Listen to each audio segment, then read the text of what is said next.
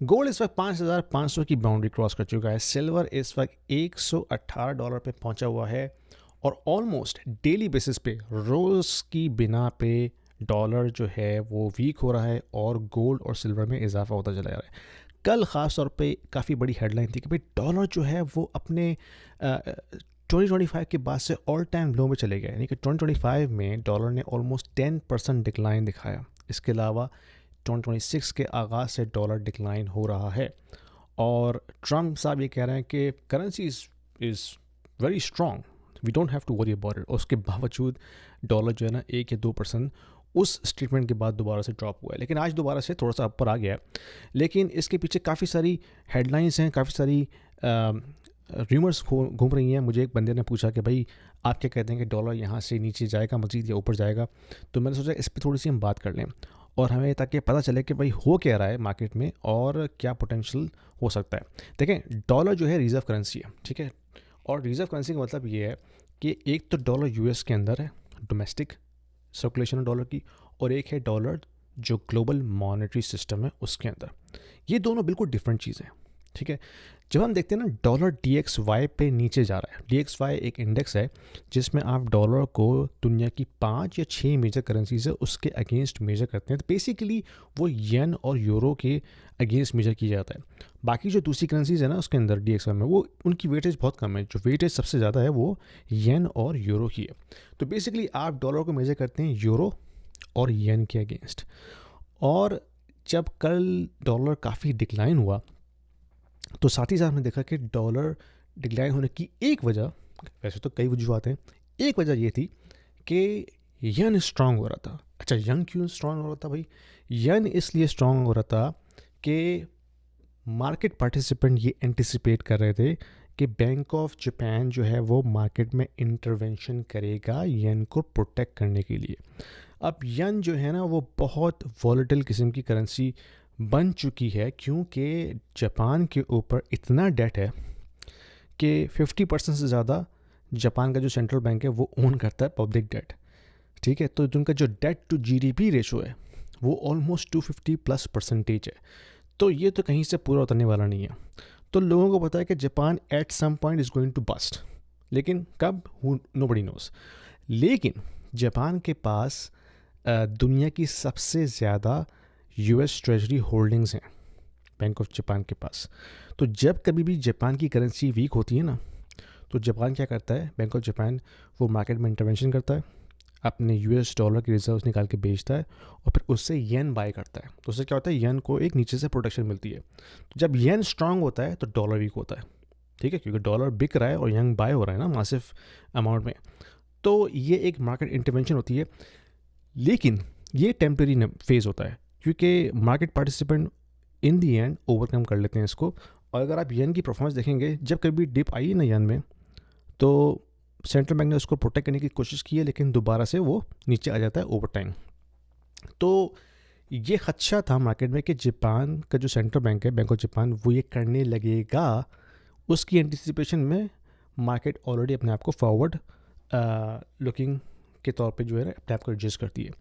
तो ये खदशात, इसकी वजह से मार्केट में डॉलर सेल हुआ, येन को बाय किया गया, और जिसकी वजह से हमने कल देखा कि डॉलर बड़ा शार्पली डिक्लाइन हुआ है। लेकिन आज दोबारा से वापस आया क्योंकि स्टेटमेंट आई थी बेसेंट साहब की तरफ से कि भाई ऐसा कुछ नहीं होने वाला, जिसके बाद से मार्केट ने दोबारा से डॉलर को पुश किया।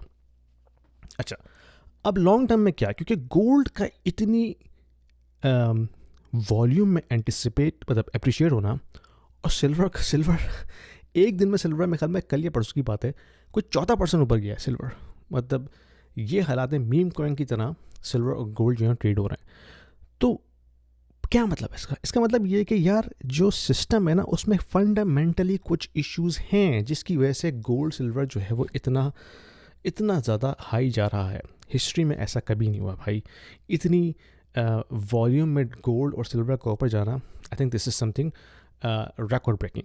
तो दैट मीन्स जो फियाट सिस्टम है ना उसमें कुछ गड़बड़ हो रही है। अब अंडर द हुड क्या है ये किसी को नहीं पता, इतनी गहराई में बहुत कम लोग जाते हैं, और इसलिए हम ये अंदाज़ा नहीं लगा सकते कि भाई आखिर में किस लेवल का गेम होने लगा है। लेकिन एक बात तय है कि जो फियाट करेंसी का सिस्टम है ना, that is shaking and this is slowly declining.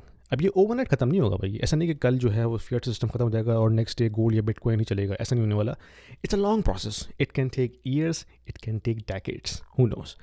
तो हमने ये करना है कि भाई अगर आप कैश पोजीशन पे बैठे हुए हैं, that means you are losing because that fiat currency is depreciating against hard asset. Hard asset से मुराद मेरा यह है गोल्ड, सिल्वर, बिटकॉइन भी हार्ड एसेट है. अभी मुझे पता है उसमें काफ़ी बुरा टाइम आया हुआ है, बट कोई भी ऐसी चीज़ जिसकी सप्लाई लिमिटेड हो और जिसकी डिमांड स्लोली ग्रो कर रही हो, दैट्स एन हार्ड एसेट. ठीक है, तो जो कोई भी हार्ड एसेट ओन कर सकता है वो करे, क्योंकि ओवर द लॉन्ग रन ये फिएट करेंसी अपनी वैल्यू कंसिस्टेंटली लूज़ करती जाएगी और एसेट्स जो ओन करेंगे those guys will be the winner. ठीक है, जब अब आप गोल्ड बाय करें, अब आप सिल्वर बाय करें, आप रियल एस्टेट बाय करें, आप बिटकॉइन बाय करें, आप इथेरियम बाय करें, आप AI स्टॉक्स बाय करें मैक्स 7 के, दैट्स अप टू यू. आपने अपनी ड्यू डिलिजेंस खुद करनी है, लेकिन you have to own asset. अगर आप कैश पोजीशन पे बैठे हुए हैं, I think that's a losing position. ठीक है, अगर आपने जो है ना देखभाल की इन्वेस्टमेंट करनी है, that's another issue. You can take whatever time you can, लेकिन कोशिश करें कि इसको इन्वेस्ट करें और इन्वेस्टेड रहें मार्केट में. यानी कि ऐसा नहीं कि आपने बेच के बैठ गए कैश पोजीशन पे और फिर सोच रहे हैं कि यार अभी सेशन आने वाला है, मार्केट क्रैश होगी, मैं फिर ख़रीदूँगा. Nobody knows when the market will crash. ठीक है, हो सकता है यहाँ से वो 50% अभी मज़ीद और आगे बढ़ जाए मार्केट 2026 में, who nose, nobody nose, right. तो टाइम करना मार्केट को बड़ा मुश्किल है. ये वही लोग कर सकते हैं जो कि वॉरेन बुफेट टाइप लोग हैं या इलॉन मस्क टाइप जैसे लोग हैं जिनको पता है कि मार्केट में हो क्या रहा है. उनके पास सिग्नल्स होते हैं हर दफ़ा. ये बड़े बड़े बैंकर्स जो हैं, JP मॉर्गन के, जेमी डायमंड वगैरह, ब्लैक रॉक का CEO, इनके पास सारी इन्फॉर्मेशन होती है. Only they can time the market. हम जैसे लोग नहीं कर सकते. तो हम ये कर सकते हैं कि भाई सेफ बैट खेलें, एसेट पिक करें जो आपको पता है कि भाई this asset is going to be hard asset. And ठीक है, जो थोड़ी बहुत वॉलेटिलिटी आएगी उसको तो आपने एब्जॉर्ब करनी है, लेकिन over the long run these hard assets are likely to grow. और आप उसको DCA करते रहें. ठीक है, आप एक पोजीशन में डालें कि भाई मैंने हर महीने जो है अपनी सैलरी में से 10%, 5% जितना भी आप निकाल सकते हैं, मैंने इसको एसेट में डालना है. अब वो एसेट कोई भी हो सकता है, ETF हो सकता है, कोई म्यूचुअल फंड हो सकता है, कोई AI स्टॉक हो सकता है, गोल्ड हो सकता है, सिल्वर हो सकता है.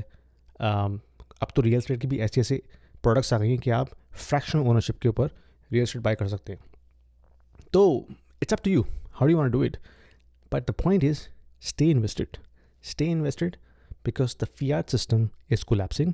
It will not collapse overnight, but it will collapse over time. That is the message. पसंद आई वीडियो तो शेयर कीजिएगा.